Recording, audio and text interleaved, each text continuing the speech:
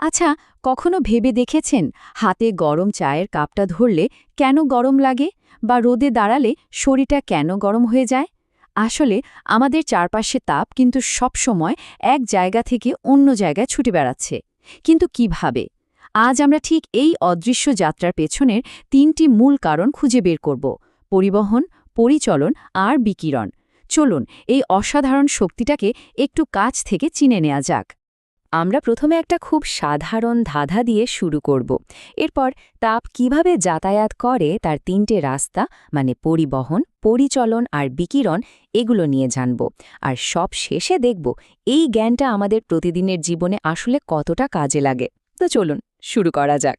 প্রশ্নটা খুবই পরিচিত, তাই না? সবারই এই অভিজ্ঞতা হয়েছে। কিন্তু এই একদম সহজ দেখতে প্রশ্নটার মধ্যেই কিন্তু লুকিয়ে আছে তাপ বিজ্ঞানের এক বিরাট রহস্য। কেন কিছু জিনিস ছোঁয়া মাত্র গরম লাগে আর কিছু লাগে না? এই প্রশ্নের উত্তর খুঁজতে গিয়েই আমরা তাপের যাতায়াতের সেই তিনটে পথের খোঁজ পাব। এই ছবিটাতেই কিন্তু আসল ব্যাপারটা লুকিয়ে আছে। দেখুন, সব জিনিস তাপকে একভাবে যেতে দেয় না। কিছু জিনিস তাপের জন্য যেন একটা চড়া হাইওয়ে তৈরি করে দেয়, আবার কিছু জিনিস একেবারে শক্ত দেয়াল তুলে দেয়। আর এই পার্থক্যটাই আমাদের প্রথম পদ্ধতির দিকে নিয়ে যাবে। তাহলে প্রশ্ন হল, ধাতব চামচের মতো জিনিসগুলো কিভাবে এত সহজে তাপকে বইতে দেয়? এর উত্তরটাই হলো আমাদের প্রথম পদ্ধতি, পরিবহন। এটাকে অনেকটা কণাগুলোর মধ্যে একটা ডমিনো এফেক্টের মতো ভাবতে পারেন। পরিবহনের মূল কথাই হল সরাসরি স্পর্শ, মানে কণাগুলোকে একে অপরের গায়ে লেগে থাকতে হবে। যখন একটা প্রান্ত গরম হয় তখন সেখানকার কণাগুলো উত্তেজনায় রীতিমতো কাঁপতে শুরু করে, আর সেই কাঁপুনিটা পাশের কণাকে ধাক্কা দেয়, সে আবার তার পাশেরটাকে। ঠিক যেন লাইনে রাখা ডমিনোগুলো একটার পর একটা পড়ে যাচ্ছে। এভাবেই তাপ ছড়িয়ে পড়ে। কিন্তু মজার ব্যাপার হলো, কণাগুলো কিন্তু নিজের জায়গা ছেড়ে কোথাও যায় না। এই পরীক্ষাটা দেখুন, কি দারুণ একটা ব্যাপার। আমরা তো জানি কাগজ আগুনে দিলেই সাথে সাথে পুড়ে যায়, কিন্তু এখানে দেখুন ধাতব রডটা যেন একটা বডিগার্ডের মতো কাজ করছে। আগুন থেকে আসা তাপকে সে এত দ্রুত শুষে নিয়ে পুরো রডে ছড়িয়ে দিচ্ছে যে কাগজটা পোড়ার সুযোগই পাচ্ছে না।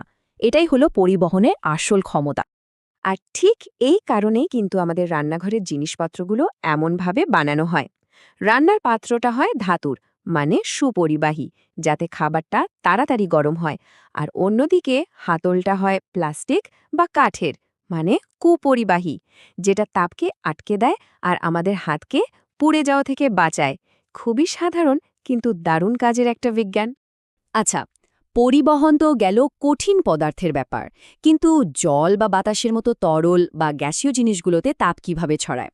এখানে তো কণাগুলো একে অপরের সাথে সেভাবে লেগে থাকে না। এখানেই আসছে আমাদের দ্বিতীয় পদ্ধতি, পরিচলন। এটাকে সহজভাবে বললে এটা হলো তাপের একটা স্রোত। পরিচালনের পেছনে আসল খেলোয়াড়টা হলো ঘনত্ব বা ডেনসিটি।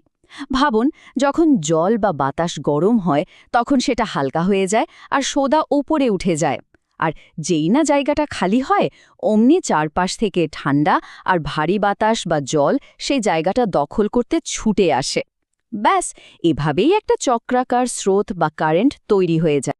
এই ক্লাসিক পরীক্ষাটা দেখুন, কি চমৎকারভাবে রঙিন জলটা তাপের এই অদৃশ্য চলাচলকে আমাদের চোখের সামনে তুলে ধরছে, তাই না? নিচ থেকে গরম হওয়ার রঙিন জলটা হালকা হয়ে সোজা উপরে উঠছে, আর ওপরে ঠান্ডা জলটা ভারী হয়ে নিচে নামছে। দেখুন, একটা নিখুঁত অরিচলন স্রোত তৈরি হয়ে গেছে। তাহলে প্রক্রিয়াটা ঠিক কী রকম? ধরুন, একটা তাপের উৎস আছে, তার কাছের বাতাস গরম হলো। গরম হওয়া মানেই হালকা হয়ে যাওয়া, তাই সেটা ওপরে উঠে গেল। এবার ওই খালি জায়গাটা পূরণ করতে চারপাশ থেকে ঠান্ডা ভারী বাতাস ছুটে এলো, আর এভাবেই একটা চক্র চলতেই থাকে। এই ওঠানামার খেলাটাই হলো পরিচলন স্রোত, আর এভাবেই পুরো ঘরটা গরম হয়। আমাদের ঘরের ভেন্টিলেটরগুলো কিন্তু ঠিক এই নিয়মেই কাজ করে। খেয়াল করে দেখবেন, ভেন্টিলেটরগুলো সবসময় ঘরের ওপরের দিকে থাকে, কারণ গরম বাতাস হালকা হয়ে ওপরে উঠে ওই ভেন্টিলেটর দিয়ে বেরিয়ে যায়, আর ঠান্ডা বাতাস নিচ দিয়ে, মানে দরজা জানলা দিয়ে ঢুকে আসে। ঘরটাকে আরামদায়ক রাখার পেছনে পুরোটাই কিন্তু এই পরিচলনের খেলা। মিশ, তাহলে আমরা দেখলাম তাপ ছড়ানোর জন্য কঠিন মাধ্যমে কণার ছোঁয়াছুঁই দরকার, আর তরল বা গ্যাসের স্রোত দরকার। কিন্তু একটা বিরাট প্রশ্ন তো থেকেই যাচ্ছে, সূর্য থেকে পৃথিবীতে তাপ আসে কিভাবে? মাঝখানে তো কোটি কোটি কিলোমিটার মহাশূন্য, যেখানে কোনো কণাই নেই। এখানেই আসছে আমাদের তৃতীয় আর সবচেয়ে রহস্যময় পদ্ধতিটা, বিকিরণ।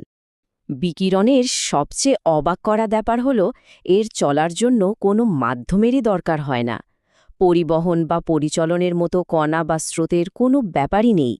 বিকিরণ হলো আসলে তাপের এক অদৃশ্য তরঙ্গ, যা শূন্যস্থানের মধ্যে দিয়েও সরাসরি শক্তি বয়ে নিয়ে যেতে পারে। একটা খুব সহজ উদাহরণ দিই। ধরুন, শীতকালে আগুনের পাশে হাত পা সেঁকছেন। আগুনের শিখাটা তো সরাসরি হাতে লাগছে না, তাই না? তাও গরম লাগছে। এটাই হলো বিকিরণ। আগুনের তাপ তরঙ্গ হয়ে সরাসরি আমাদের কাছে এসে পৌঁছচ্ছে। আর এই একটা তথ্যই বুঝিয়ে দেয় যে বিকিরণ আসলে কতটা শক্তিশালী।